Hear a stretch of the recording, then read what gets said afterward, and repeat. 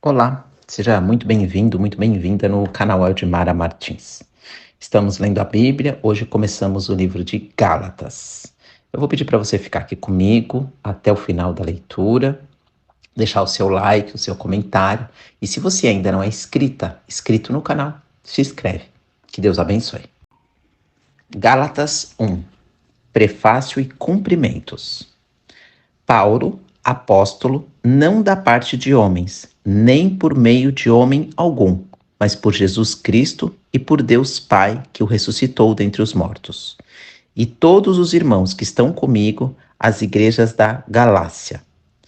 Graça a vós e paz da parte de Deus, nosso Pai, e do Senhor Jesus Cristo, que se entregou a si mesmo pelos nossos pecados, para nos livrar deste mundo mau, segundo a vontade de nosso Deus e Pai, a quem seja a glória para todos sempre. Amém. A inconstância dos Gálatas, Paulo defende seu apostolado. Estou admirado de que estejais vós desviando tão depressa daquele que vos chamou pela graça de Cristo para outro evangelho, que de fato não é outro evangelho, senão que há alguns que vos perturbam e querem perverter o evangelho de Cristo. Mas, ainda que nós mesmos ou um anjo do céu vos pregue um evangelho diferente do que já vos pregamos, seja maldito. Conforme disse antes, digo outra vez agora. Se alguém vos pregar um evangelho diferente daquele que já recebestes, seja maldito. Pois, será que eu procuro agora o favor dos homens ou o favor de Deus? Será que procuro agradar os homens? Se estivesse ainda agradando a homens, eu não seria servo de Cristo. Mas, irmãos, quero que saibas que o evangelho por mim anunciado não se baseia nos homens, porque não o recebi de homem algum, nem me foi ensinado, mas o recebi por uma revelação de Jesus Cristo. Pois já ouvistes como era o meu procedimento no judaísmo, como eu perseguia violentamente a igreja de Deus, tentando destruí-la. E no judaísmo eu ultrapassava a muitos da minha idade entre meu povo, sendo extremamente zeloso das tradições de meus antepassados. Quando Deus, porém, que desde o ventre de minha mãe me separou e me chamou pela sua graça, se agradou em revelar seu Filho em mim, para que eu o pregasse entre os gentios, não consultei ninguém. Também não subi a Jerusalém para encontrar o que já eram apóstolos antes de mim, mas parti para a Arábia e voltei outra vez para Damasco. Depois de 3 anos, subi a Jerusalém para conhecer Cefas e passei 15 dias com ele. Mas não vi nenhum dos outros apóstolos, a não ser Tiago, irmão do Senhor. Sobre tudo isso que vos escrevo, declaro diante de Deus que não estou mentindo. Depois fui para as regiões da Síria e da Cilícia. Eu não era conhecido pessoalmente pelas igrejas de Cristo na Judéia.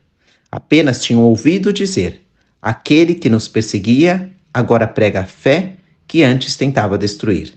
E glorificam a Deus por minha causa. Gálatas 2. Depois de 14 anos, subi outra vez a Jerusalém com Barnabé, levando Tito também comigo. Subi por causa de uma revelação e expus a eles o evangelho que prego entre os gentios, mas em particular aos que pareciam se destacar, para que, de algum modo, não correste ou não tivesse corrido inutilmente. Mas nem mesmo Tito, que estava comigo, foi forçado a se circuncidar, embora fosse grego.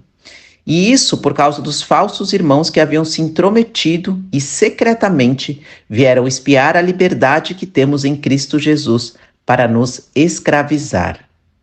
Mas nem por um momento cedemos ou nos submetemos a eles, para que a verdade do Evangelho permanecesse convosco.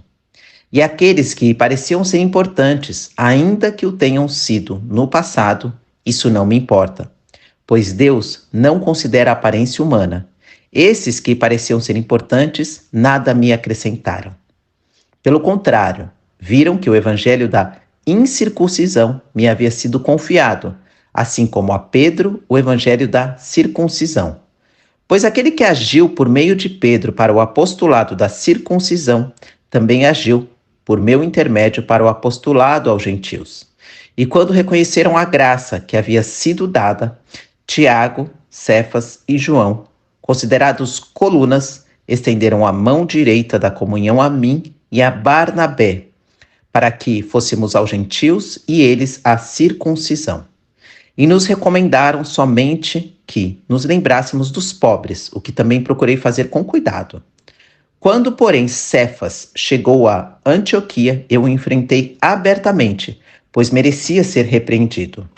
Porque antes de chegarem alguns da parte de Tiago, ele estava comendo com os gentios. Mas, quando eles chegaram, Cefas foi se retirando e se separando deles, por temer os que eram da circuncisão. E os outros judeus também fizeram como ele, a ponto de até Barnabé se deixar levar pela hipocrisia deles. Mas quando vi que não agiam corretamente, conforme a verdade do evangelho, disse a Cefas na frente de todos: se tu, sendo judeus, vive como os gentios e não como os judeus, por que obriga os gentios a viver como judeus? Nós, judeus por natureza e não pecadores dentre os judeus. Sabemos, contudo, que o homem não é justificado pelas obras da lei, mas pela fé em Jesus Cristo. Nós também temos crido em Cristo Jesus para sermos justificados pela fé em Cristo e não pelas obras da lei, pois ninguém será justificado pelas obras da lei. Mas se, procurando ser justificados em Cristo, nós mesmos também fomos encontrados pecadores, seria por acaso Cristo ministro do pecado? De modo nenhum. Ora, se reconstruo aquele que destruiu, demonstro que sou transgressor. Pois pela lei eu morri para a lei, a fim de viver para Deus. Já estou crucificado com Cristo. Portanto, não sou mais eu quem vive, mas é Cristo quem vive em mim. E essa vida que vivo agora no corpo, vivo pela fé no Filho de Deus, que me amou e se entregou por mim. Assim, não cancelo a graça de Deus, pois se a justiça vem por meio da lei, então Cristo morreu inutilmente. Glória a Deus, aleluia. Feche os seus olhos. O Senhor te abençoe e te guarde, o Senhor faça resplandecer o seu rosto sobre ti e tenha misericórdia de ti. O Senhor levante sobre ti o seu rosto e te dê a paz. Amém.